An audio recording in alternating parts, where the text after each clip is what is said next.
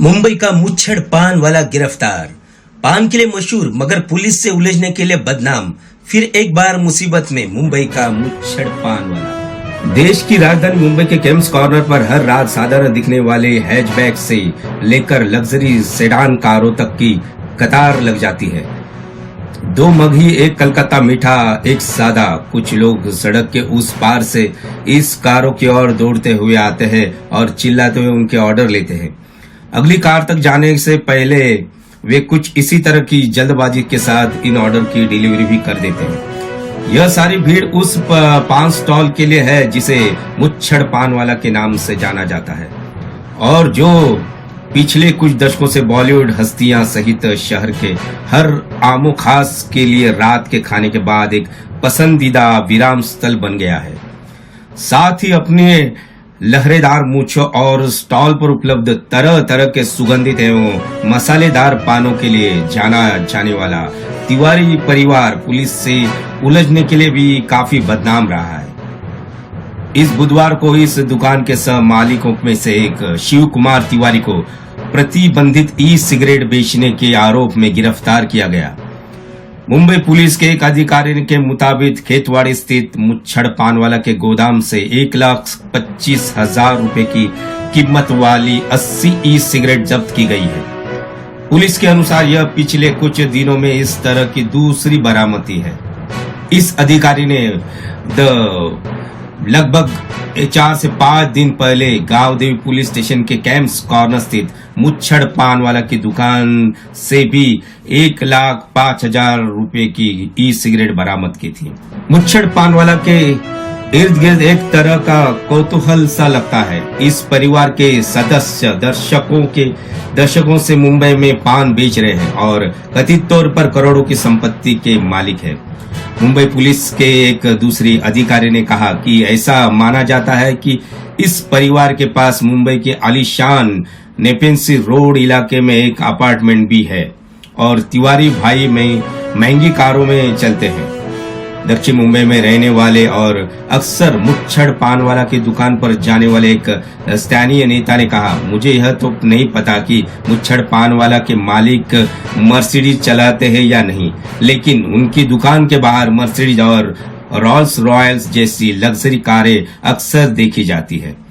उन्होंने मुंबई में पान को बड़े ही सफलतापूर्वक एक ब्रांड में बदल दिया है। इस कारोबार की शुरुआत श्यामचरण तिवारी ने की थी, जो इलाहाबाद से मुंबई आए थे और पान विक्रेता बनने से पहले फल और सब्जियां बेचा करते थे। उनके बेटे जयशंकर तिवारी ने 1970 के दशक में इस दुकान की कामना संभाल ली। इस दुकान का नाम श्यामचरण तिवारी की लंबी हैंडल बार मूंछों के नाम पर है।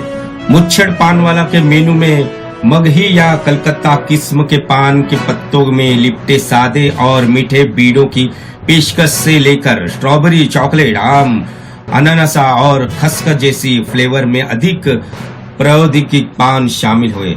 मुच्छड़ पान वाला आधुनिक तकनीक को अपनाने वाला शायद पहला स्ट्रीट वेटर, सड़कों पर सामान बेचने वाला भी कहा जाता था, जिसके 90 के दशक की शुरुआत में ही अपने लिए खास तौर समर्पित एक वेबसाइट लॉन्च की थी। हालांकि वह वेबसाइट फिलहाल काम नहीं कर रही है।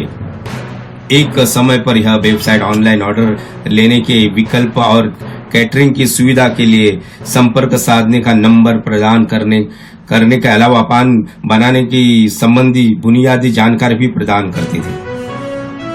एक झगड़ा और ड्रग्स का मामला। साल 2021 में नार्कोटिक्स कंट्रोल ब्यूरो ने राजकुमार तिवारी के उनके स्वामित्व वाले एक गोदाम से 500 ग्राम भांग और नशीली सिगरेट बनाने में प्रयुक्त होने वाले सामग्री की बरामदी के बाद गिरफ्तार कर लिया था। हालांकि जब्त की गई भांग की मात्रा काफी कम थी, इसलिए तिवारी को जमानत मिल गई थी।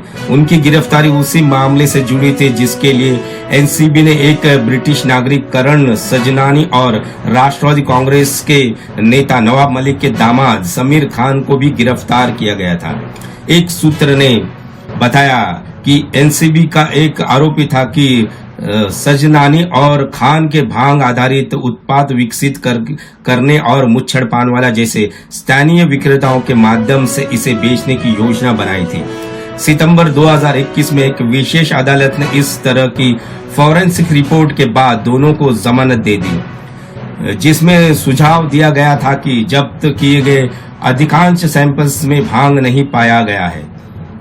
इन तमाम वर्षों के दौरान तिवारी परिवार के पारिवारिक बंटवारे का दौर भी देखा और परिवार के ही एक धड़े ने मुच्छड़ पान वाला के ठीक बगल में तिवारी पान की दुकान नाम के एक प्रतिद्वंदी पान की दुकान शुरू कर दी। साल 2011 में तिवारी परिवार के दो धड़ों में खुलेआम मारपीट हुई थी और दोनों पक्षों को एक दूसरे पर लोहे की छड़ी और डंडों से हमला किया गया था। इसके बाद पुलिस ने परिवार के दोनों पक्षों के सदस्यों को गिरफ्तार कर लिया था। गांवदेवी पुलिस स्टेशन के संबंध मुंबई पुलिस के एक अधिकारी ने बताया कि इनके बीच की जबरदस्त प्रतिद्वंद्विता अभी भी बनी हुई है। अधिकारी ने आगे कहा, वे अभी भी ग्राहकों को लेकर एक दूसरे से लड़ते रहते हैं और एक दूसरे के ग्राहक चुराते हैं। दुकान को अनुमित प्राप्त घंटों से अधिक देर तक खुला रखने आदि के बारे में एक दूसरे के खिलाफ शिकायत और जबानी शिकायत करते हैं। फिलहाल अभी बस इतना ही। देखते रहिए क्राइम स्टोरीज सिर्फ कलारंग टीवी पर।